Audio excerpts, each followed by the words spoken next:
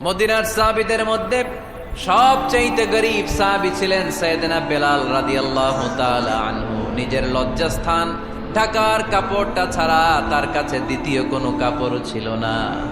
সকালে যদি খাবার পেত, দুপুরে খাবার ছিল না, দুপুরে পেলে রাতের জন্য ছিল না, আজকে খাবার থাকলে কালকে নেই। মদিনার সবচেয়ে গরীব সাহাবী বেলাল রাদিয়াল্লাহু তাআলা আনহু, লজ্জাস্থান ঢাকার জন্য শুধু একটা জামা ছিল, গায়ে দেওয়ার মতো কোনো জামা নাই। এই সাহাবীর মতো গরীব কোন সাহাবী মদিনার জমিনে নাই। এই বেলাল রাদিয়াল্লাহু তাআলা আনহুকে বিশ্বনবী ডেকে বললেন, ইয়া বেলাল আনফিক ইয়া বেলাল লা তাখশা মিন যিল আরশি ইকলালা। ও বেলাল, আল্লাহর রাস্তায় দান করো, কারণ আমার আল্লাহর ধনভাণ্ডারের কমতি নাই। সাইয়েদনা বেলাল রাদিয়াল্লাহু তাআলা আনহু সবচেয়ে গরীব। শুনতেছেন, বুঝতেছেন? সবচেয়ে গরীব। টাউন পার্টটা ঢাকার মতো একটা গার্মেন্ট ছিল, একটা কাপড়, এটা পেঁচায় আসতো, নামাজ পড়তো।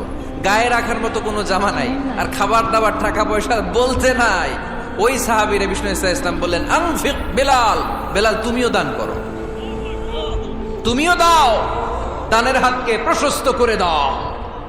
আনফিক ইয়া আদম উনফিক আলাইক, এ বনি আদম দাও, দিলে আমি তোমারে দেব। কেজির এটা হুজুরে দিয়ে দিলাম, এরপরে কেউ আমার 20 কেজি দিলে ওইটা ধরবো, ওইটা আবার আরেকজনরে দিব, এরপরে আরেকজন 30 কেজি দিলে ওইটারে ধরবো। কথা বলেন, কথা বলেন, কথা বলেন। এজন্য আল্লাহ বললেন, ইনফিকুনা ফিস সাররাই ওয়াদ দাররা। আমার মুত্তাকি বান্দার প্রথম গুণ, তারা সুখে দুঃখে সব সময় দান করে, দানের ধারাবাহিকতা সব সময় অব্যাহত রাখে। যারা সুখে দুঃখে সচ্ছল অসচ্ছল সব অবস্থায় দান করে, তাদের নাম হলো মুত্তাকি। মুত্তাকিদের প্রথম বৈশিষ্ট্য দান করে। আপনারা দান করেন তো? কিশোরগঞ্জের ভাইয়েরা সবাই করেন, করেন তো? Take it as a reminder.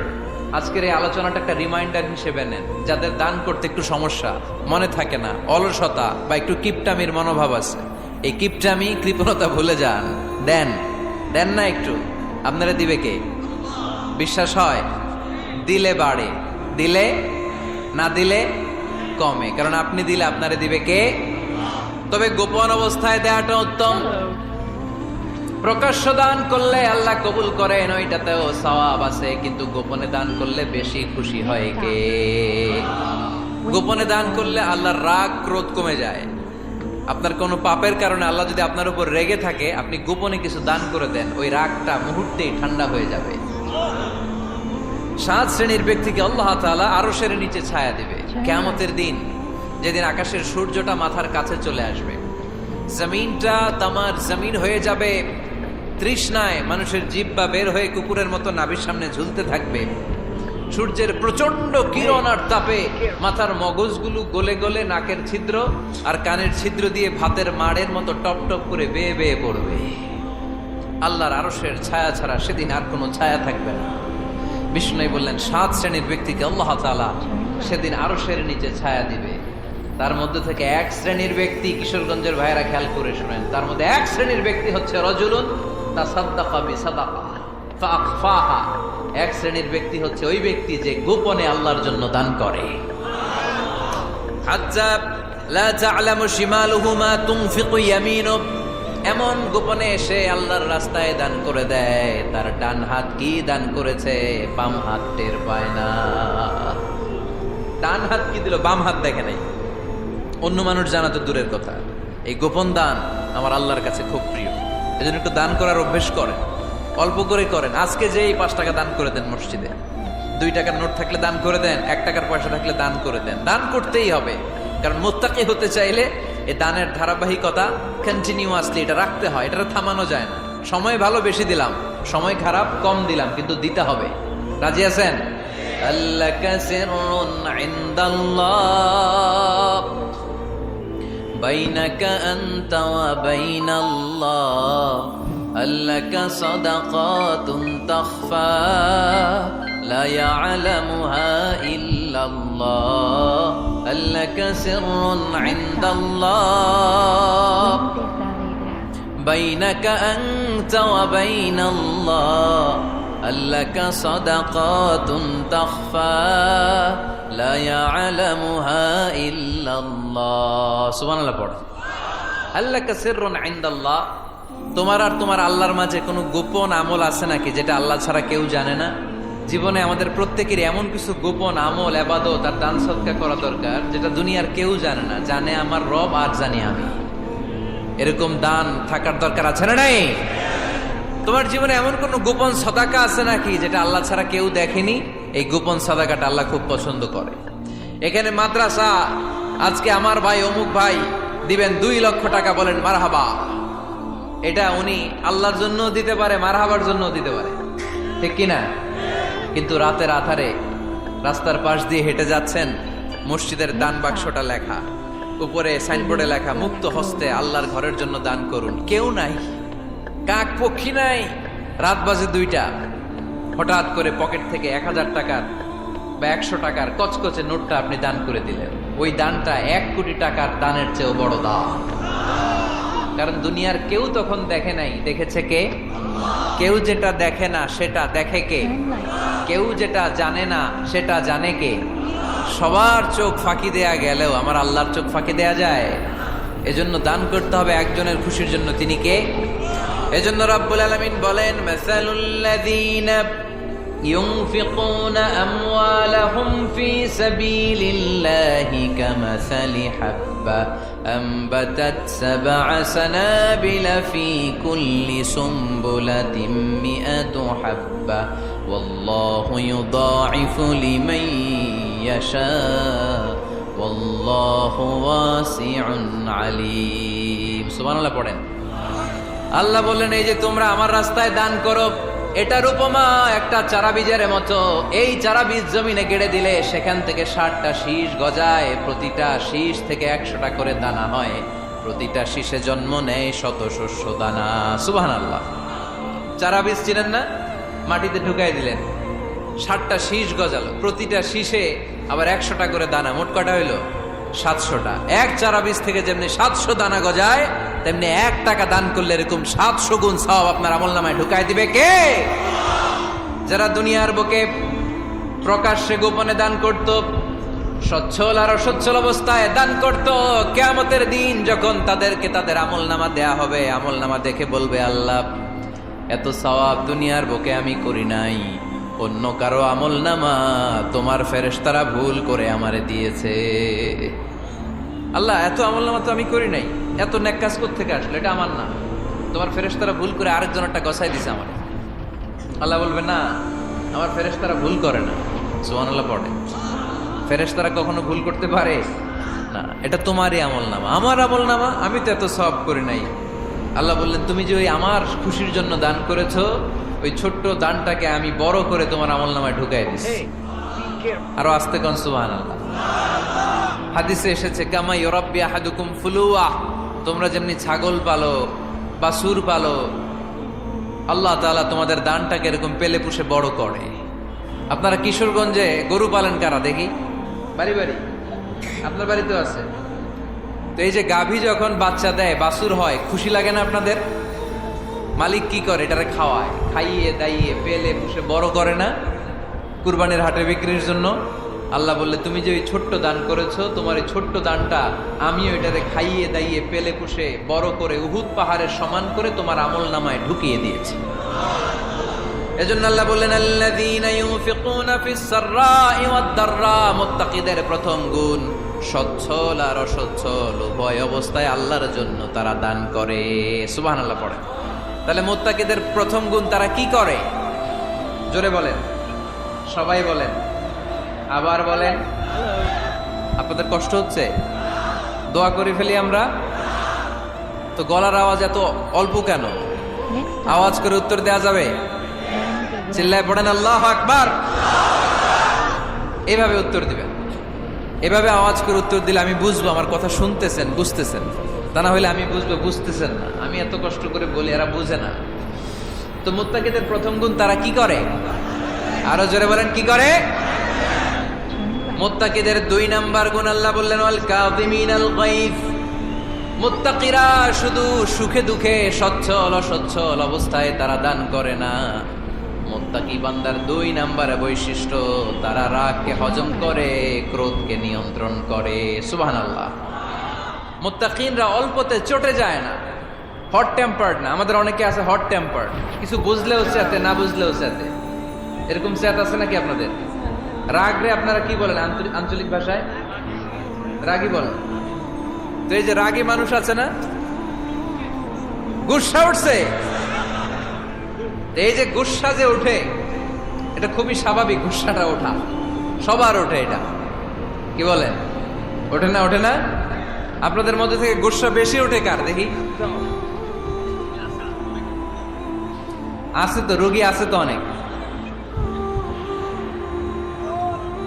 আল্লাহ আপনাদের গুসাগুলোরে ঠান্ডা করে দেখ, আর ভালো গুসাগুলো যেন আপনারা ইসলামের পক্ষে করতে পারেন। আল্লাহ তৌফিক দান করো। রাগ হবে ইসলামের জন্য। আল্লাহর জমিনে আল্লাহর বিধান লঙ্ঘন হলে আমরা রেগে যাব, চিল্লায় বলেন ঠিক কিনা? এছাড়া কেউ আমাদেরকে রাগাতে পারবে না। ওয়াল কাযিমিনাল গায়জ, মুত্তাকিন বান্দারা রাগকে হজম করে। রাগ হওয়াটা খুব স্বাভাবিক, এটা ন্যাচারাল, এটা কি প্রাকৃতিক। আমাদের দেহে এক ধরনের হরমোন আছে, এটার নাম হচ্ছে অ্যাড্রেনালিন বলে এটাকে, অ্যাড্রেনালিন হরমোন। তো এই হরমোনটা যখন নিঃসরিত হয় তখন আমরা রেগে উঠি, এর আগে আমরা রাগি না। This adrenaline hormone triggers up your bodies fight response. এটা নিঃসরিত হলেই বডি তখন ফাইট করতে মন চায়, মনে চায় খায়া ফেলাই, মাইরা ফেলাই, দইরা ফেলাই, অক করে হোতা এলাই। আপনারা বলেন না এগুলো? মাইরা অ্যালবাম, কাইটটা অ্যালবাম, অক করে হোতা অ্যালবাম বলেন আপনারা? এগুলো কখন বলেন? যখন রেগে যান, যখন রেগে যান। কিন্তু মুত্তাকি হতে চাইলে যখন তখন রেগে যাওয়া যাবে। ওয়াল কাযিমিনাল গায়জ, যুবক ভাইয়েরা খেয়াল করে শোনো, মুত্তাকি হতে চাইলে 2 নম্বর যে বৈশিষ্ট্যটা আমাদেরকে ধারণ করতে হবে সেটা হচ্ছে ওয়াল কাযিমিনাল গায়জ, রাগকে নিয়ন্ত্রণ করতে জানতে হবে। রাগ এটা ভয়ঙ্কর। অনেকে রাগ করতে করতে যে স্ট্রোক করে ফেলে, আছে না? হার্ট অ্যাটাক করে ফেলে। অনেকে রাগের মাথায় মারাও যায়, আছে না নাই? এটা ভয়ঙ্কর। এর আছে অনেক শারীরিক, মানসিক অনেক প্রভাব, অনেক ক্ষতিকর প্রভাব আছে এই রাগের। রাগটা অনেকটা ঝড়ের মতো। কিসের মতো? ঝড় যেমনি একদিক থেকে এসে সব ভেঙে চুরে তছনছ করে লন্ড ভন্ড করে দিয়ে আরেক দিকে সাঁ করে চলে যায়, রাগও তেমন একদিক দিয়ে আসে, সব শেষ করে দিয়ে আরেক দিকে চলে যায়, ঠিক কিনা? এর রাগের মাথায় পৃথিবীতে কত খুন খারাপই ঘটেছে, ঠিক কিনা? বাবা ছেলের মধ্যে রাগ আছে না নাই?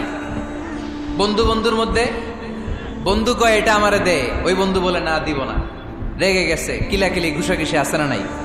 বাবা ছেলের মধ্যে জমি জমা নিয়ে হয় না অনেক সময়? বাবা কয় এই জমি তুই পাবি না, পোলায় কয় আমার এই দিবা তুমি। বাপে কয় না দিমু না, পোলায় কয় দিবা। বাপে কয় তোরে তেজ্য পুত্র করে দিলাম, পোলায় কয় তোমার মাথায় আমি কোপ মাইরা দিলাম। আছে না? লেগে গেল, মারাত্মক ঝগড়া। হাজবেন্ড ওয়াইফের মধ্যে এগুলো আর হয় না, তাই না? রাগারাগি হ্যাঁ বেশি হয়। কিশোরগঞ্জে এগুলো আছে। আহা, খবরদার, এগুলোকে বাড়তে দেয়া যাবে না। শয়তান খালি গুতায়। শয়তান চায় কি করে ফ্যামিলিকে ব্রেক ডাউন করা যায়। শয়তান একটা আরশের উপর বসে, অন্য শয়তানরা এসে বলে আমি ওজনে কম দেওয়াইছি, কারে কিছুই করস নাই। আরেকজন এসে বলে আমি সুদ খাওয়ানোর ব্যবস্থা করে দিয়ে আসছি, কারে এটা কিছুই না। আরেকজন এসে বলে মাদ্রাসায় যাচ্ছিল আমি সরাই দিছি, কারে এটা কিছুই না। আরেক শয়তান এসে বলে আমি স্বামী স্ত্রীর মধ্যে বিচ্ছেদ ঘটাই দিছি। ইবলিশ শয়তান তখন এটারে নিয়ে নাচতে শুরু করে দেয়। এজন্য স্বামী স্ত্রীর মধ্যে ঝগড়া আছে না নাই? হাজবেন্ড বলে একটা, ওয়াইফ বলে আরেকটা, আছে না নাই? হাজবেন্ড বলে তুমি যাইবা না, এই বিয়ার দাওয়াতে যাইবা না, ও আমারে অপমান করছিল। বউ কয় আমি যামু, আমার বান্ধবীর বিয়া, তোমার কি? আছে না নাই? হাজবেন্ড কয় না যাবি না, বউ কয় যামু, গেলে তোর খবর আছে। বউ কয় কি করবা? কয় তালাক দিয়ে দিলাম। আছে না নাই? ছোট্ট ঝগড়া থেকে মাথা গরম করে রাগের মাথায় তালাক দিয়ে ফেলে। এজন্যই রাগ ভয়ঙ্কর। এর রাগের কারণে বন্ধু বন্ধুর সম্পর্ক নষ্ট হয়, হাজবেন্ড ওয়াইফের মধ্যে ডিভোর্স হয়ে যায়, বাবা ছেলের মধ্যে সম্পর্ক ছিন্ন হয়ে যায়। এটা ঝড়ের মতো। এজন্য মুমিনরা চাইলেই চট করে রেগে যেতে পারে। এজন্য রাগ নিয়ন্ত্রণের দরকার আছে না নাই? এজন্য আল্লাহ বললেন والذين ينفقون أموالهم في سبيل الذين ينفقون في السراء والضراء والكاظمين الغيظ والعافين عن الناس মুমিন বান্দার মুত্তাকিদের প্রথম গুণ দান করে, মুত্তাকিদের দ্বিতীয় গুণ তারা রাগকে হজম করে। সুবহানাল্লাহ পড়ে। রাগকে কি করতে হবে? জোরে বলেন, কি করতে হবে? আল্লাহ রাসূল বললেন, লাইসা শাদীদু বিসসুরআ, কুস্তি খেলে যে অন্যকে মাটিতে শুইয়ে দিতে পারে সে আসল শক্তিশালী না। ইন্নামা শাদীদুল্লাযী ইয়ামলিকু নাফসাহু ইনদাল গাদাব, রাগের মাথায় যখন নিজেকে যে নিয়ন্ত্রণ করতে পারে আল্লাহর কাছে ওই ব্যক্তিটাই শক্তিশালী। কুস্তি খেলে আরেকজনের শোয়াই দিলেন, এ শক্তিশালী না, বরং শক্তিশালী তো সে যে রাগের সময় নিজের উপর নিয়ন্ত্রণ রাখে। He can control himself in the time of anger. যখন সে রেগে যায় তখন সে নিজেকে নিয়ন্ত্রণ করতে পারে, সেই শক্তিশালী। কুস্তি খেলে আপনি হোতায় দিলেন আরেকজন, আপনি শক্তিশালী না। এজন্য রাগকে নিয়ন্ত্রণ করতে রাজি আছেন তো? এক সাহাবী এসে বললেন, ইয়া রাসূলুল্লাহ আউসিনি, ইয়া রাসূলুল্লাহ, ও নবী আমারে নসিহত করেন, আমারে কিছু উপদেশ দেন। বিশ্বনবী বললেন, লা তাগদাব, তুমি রেগে যেও না। সাহাবী বললেন, আরেকটা উপদেশ দেন। বিশ্বনবী বললেন, লা তাগদাব, রেগে যেও না। সাহাবী বললেন, ও নবী আরেকটা উপদেশ দেন। বিশ্বনবী তৃতীয়বারের জন্য বললেন, ও সাহাবী তুমি রেগে যেও না, লা তাগদাব, রেগে যেও না। কারণ রেগে গেলেন তো হেরে গেলেন, রেগে গেলেন হেরে গেলেন। অনেকে আপনারা রাগাতে চাইবে নানাভাবে, কিন্তু আপনি রাখবেন না। আপনার সাথে ঝগড়া করতে চাইবে, পায়ে পাড়া দিয়ে ঝগড়া করতে চায়, এরকম আছে না নাই? আপনারা রাগাতে চায়, ফুসলাতে চায়, কিন্তু মুমিনরা, মুত্তাকিনরা তারা যেন তেন কোনো কারণে রেগে যায় না, তারা তাদের রাগকে হজম করে। আলহামদুলিল্লাহ পড়ে। আল্লাহ রাসূল সাল্লাল্লাহু আলাইহি ওয়াসাল্লাম কখনো রাখতেন না, কখনো না। ওনার উপর অনেক অত্যাচার হয়েছে, উনি রাগেন নাই, উনি ক্ষমা করে দিয়েছেন। কি করেছেন? আল্লাহ রাসূল সাল্লাল্লাহু আলাইহি ওয়াসাল্লাম যখন মক্কায় নামাজ পড়তেন, আল্লাহ রাসূল সাল্লাল্লাহু আলাইহি ওয়াসাল্লাম যখন রুকুতে যেতেন, সিজদায় যেতেন, পিঠের উপরে পচা উটের নাড়ি ভুঁড়ি চাপিয়ে দেয়া হতো। আল্লাহ রাসূল কখনো রেগেছেন? কথা বলেন। তায়েফের ময়দানে দাওয়াত দিতে গেলেন, পাথর মারা হলো, তিনি রেগেছেন? বাড়ি থেকে বের করে দেয়া হলো, বাধ্য হয়ে মক্কা থেকে মদিনায় হিজরতে গেলেন। মক্কার দিকে তাকিয়ে তাকিয়ে চোখের পানি ছাড়লেন আর বললেন, মক্কা তু আহাব্বুল বিলাদ ইলাইয়া, আমার কাছে সবচেয়ে প্রিয় শহর মক্কা শহর। লাউলা উখরিজতু লামা খারাজতু, আমার যদি বের করে দেয়া না হতো মক্কা থেকে জীবনে কোনোদিন আমি বের হতাম না। তারপরেও বিশ্বনবী রাগেন নাই। ব্ল্যাক ম্যাজিক করে 6 মাস বিশ্বনবীকে অসুস্থ করে রাখা হয়েছে, তিনি রাগেন নাই। আল্লাহ রাসূল সাল্লাল্লাহু আলাইহি ওয়াসাল্লাম একবার উটের উপর চড়ছিলেন। ইন দ্য মিন টাইম এক বেদুইন এসে বিশ্বনবীর গায়ের চাদর ধরে টান দিলেন। হাদিসের বর্ণনাকারী সাইয়েদনা আনাস রাদিয়াল্লাহু তাআলা, উনি বলেন, কুনতু আমশি মা রাসূলিল্লাহ, আমি একবার রাসূল সাল্লাল্লাহু আলাইহি ওয়াসাল্লামের সাথে হাঁটছিলাম। ওয়া আলাইহি বুরদুন নাজরানি গলিদুল হাশিয়া, আর রাসূল সাল্লাল্লাহু আলাইহি ওয়াসাল্লামের গায়ে ছিল চাদর। কি ছিল? আপনারা আজকে চাদর গায়ে দিয়ে আসছেন? কেউ আসছেন অনেকে। এই যে আমরা চাদর গায়ে দেই, আমাদের চাদরের এই পাশে মাঝে মাঝে কিছু ডিজাইন করা থাকে না? নাজরান দেশ থেকে নিয়ে আসা বিশ্বনবীর ওই চাদরের এইখানে খসখসে ডিজাইন ছিল। তো আল্লাহ রাসূল যখন চাদর গায়ে দেয়া, ওই বেদুইন যখন চাদর টান দিয়েছে, ওই খসখসে ডিজাইন আল্লাহ রাসূল সাল্লাল্লাহু আলাইহি ওয়াসাল্লামের ঘাড়ের চামড়া ছিঁড়ে ফেলেছে। আসছিল ভিক্ষা করতে, বেদুইন আসছে কি করতে? ভিক্ষা চাওয়ার স্টাইল দেখ, ভিক্ষা চাওয়ার স্টাইল দেখছেন? আল্লাহ রাসূল সাল্লাল্লাহু আলাইহি ওয়াসাল্লামের চাদর ধরে এমন টান মেরেছে, ওই খসখসে চাদরের দাগ বিষ্ণু সাল্লাল্লাহু আলাইহি ওয়াসাল্লাম ঘাড়ের মধ্যে বসে ঘাড়ের চামড়া ছিঁড়ে গিয়েছে। বিষ্ণু প্রচন্ড ব্যথা পেয়েছেন, কিন্তু কিছুই বলেন নাই। ফালতাফাতা ইলাইহি রাসূলুল্লাহ, আল্লাহ রাসূল তার দিকে তাকালেন, তাকিয়ে সুম্মা দাহিক, ছোট্ট একটা মুচকি হাসি দিলেন। মুচকি হাসি দিলেন। ভিক্ষা করতে আসছে, চাদর ধরে টান মেরে ঘাড়ের চামড়া ছিঁড়ে ফেলছে, আর বলতে শুরু করছে, ইয়া মুহাম্মদ মুরলি মিন মালিল্লাহ, আল্লাহর যে সম্পদ আছে বাইতুল মালের সম্পদ থেকে আমার কিছু দাও, আমার কিছু নাই। আল্লাহ রাসূল সাল্লাল্লাহু আলাইহি ওয়াসাল্লাম ফাদাহিক, একটা মুচকি হাসি দিলেন, দিয়ে সে যা চেয়েছে তার হাতে সেটা উঠিয়ে দিলেন। চিল্লায় পড়েন সুবহান।